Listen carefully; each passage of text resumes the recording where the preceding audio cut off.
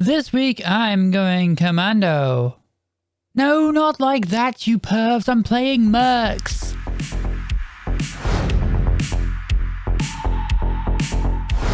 Good day, internet people. Lena here, and in today's video, it's back to the retro reviews at last. Huzzah!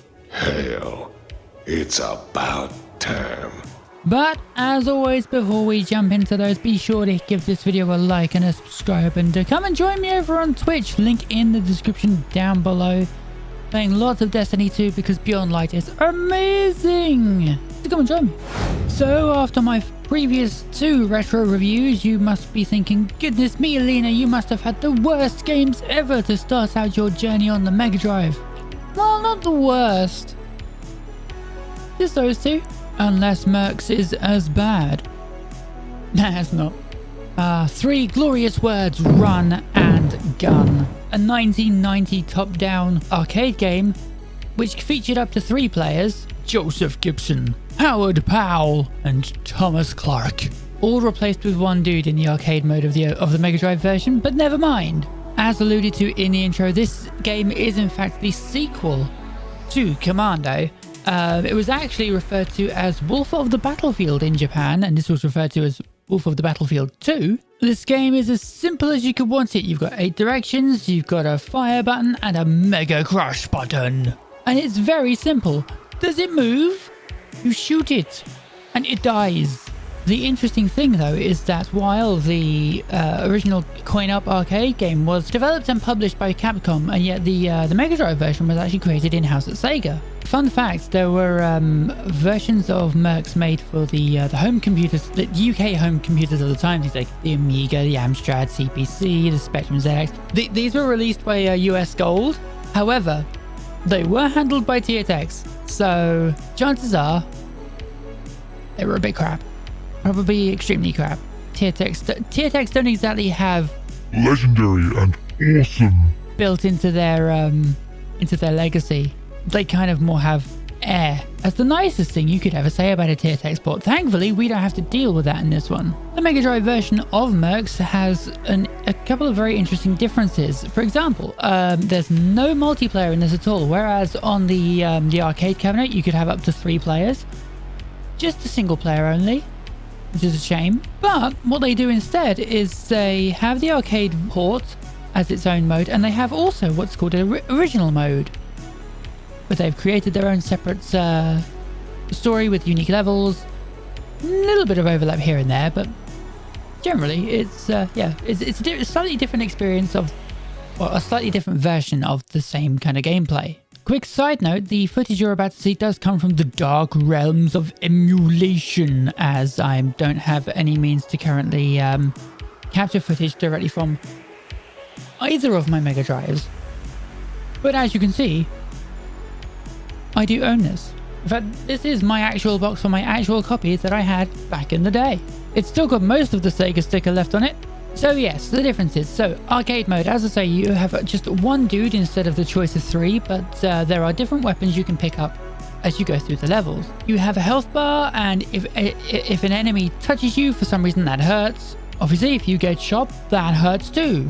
Luckily, you can shoot them a lot back. There's a good range of weapons, everything from a standard assault rifle all the way up to ridiculous things like a stupidly hilarious flamethrower, a gun that's it's kind of like the spreader gun in Contra. I consider that gun to be the best one. I think you pick it up in level 2, and usually I will try so hard to keep hold of that gun because I think it's just the best. You can power them up as you go through the levels. Obviously, if you get hurt, then you can pick up food that's found in boxes and crates and stuff, and also medals, which I don't know. Do you eat them? Do you eat them and it gives you health and points? But also somehow that helps. Bit weird. You can also find the Mega Crash attacks lying about in the levels too. I believe if I remember correctly, you get a little bonus to your score at the end of a level if you still have any of them left over. But you'll always start every life and every new stage with 3. In between levels, you get a very, very tiny bit of text just to tell you what kind of progress you're making as you go terrorizing this place to rescue the former president. Yes, you're saving a former president from rebels in a fictional African country of Zutala. There is a really good assortment of different places to go through and shoot all of the things. I do like there's a good variation in levels. When the action gets a bit too hectic, poor old Mega Drive can't handle it, and we get a bit of slowdown, which is a shame. Somehow that's never stopped me enjoying this one. So there you go. The differences between the arcade mode and the original mode. So the story is ever so slightly different, but it's basically the same. But in original mode, you start with just the guy with the assault rifle, who is ingeniously named Rifle. And he has stats that you can fill up by collecting power-ups and shoes. If you find shoes, they make you faster. And each of the first few levels, you will find a tent. And in these tents, you can, instead of the medals giving you health in this mode, in original mode, they are currency that you use in the tents to buy things like power-ups, health, a bottle of water that can bring your soldiers back to life if they're dead. But usually in these tents, you'll get a new character to help you out. And the method is very similar to if you ever played the first Turtles game on the NES, where you could just pause the game and switch between turtles. Same thing applies here, except you don't have 4 until you have found the 4th person. Just about 4 levels in. In order, you get the assault rifle dude, the flamethrower dude, the useless dude. It's a rocket launcher, but it has such short range. I don't usually ever bother with him. You get the frickin' laser dude, and I think it's on the final level you get the guy who has a homing missile. And you get basically no time to upgrade him, because you're on the last level. He's just there to help you survive a little bit longer. So you go through the levels and you switch between the different mercs that are appropriate for the situation at hand, or you can just try and cheese it with one. But I wouldn't recommend it. It's probably best to like power up all of your dudes relatively equally, apart from the launcher dude, because he sucks. Most importantly for me is that after reviewing Altered Beast and Super Chunder Blade, am I right, finally I can point to a game and go, I have a good one! Hooray! I adore Mercs. It's a fantastic game. I mean, admittedly, its premise is so simple, but it's implemented so well. The controls are super tight. Moving, shooting, exploding things, setting things on fire. It's brilliant. I can play this so much. I had to stop myself a few times whilst recording the footage that you've been watching throughout this video, because I wanted to keep playing it. I got annoyed because I didn't complete the game in either of my run-throughs for the arcade mode or the original mode, and I was like, no, I'm going to try again. No, I had to stop myself. Put the game down.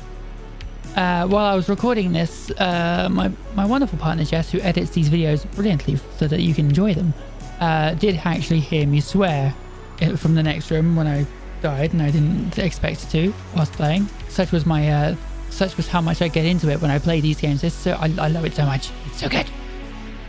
So strong recommend. Check out Mercs. It is fantastic. Although if you need to look upon the dark means of emulation, you will have the same issue that I had, which is where I typed Mercs to try and find the ROM of it, and I was like, why can't I find it? It seems that all ROM sites have it under its Japanese name of Senjo no Okami 2. So yeah, but I found it. Brilliant. Go play it. Worth it. But that's all from me and from this video. Thank you so much for joining me today. And if you've enjoyed it, as I say, give it a like, give it a subscribe. Come and join me over on Twitch. www.twitch.tv/Alina Levels Up. Yeah, come and check it out. We have lots of fun. I'm terrible at Destiny. That makes it all the more fun. Also, in the comment section, please provide some suggestions for things you'd like to see me talk about on these videos in future. That would be fantastic. Yes, that's all from me for now.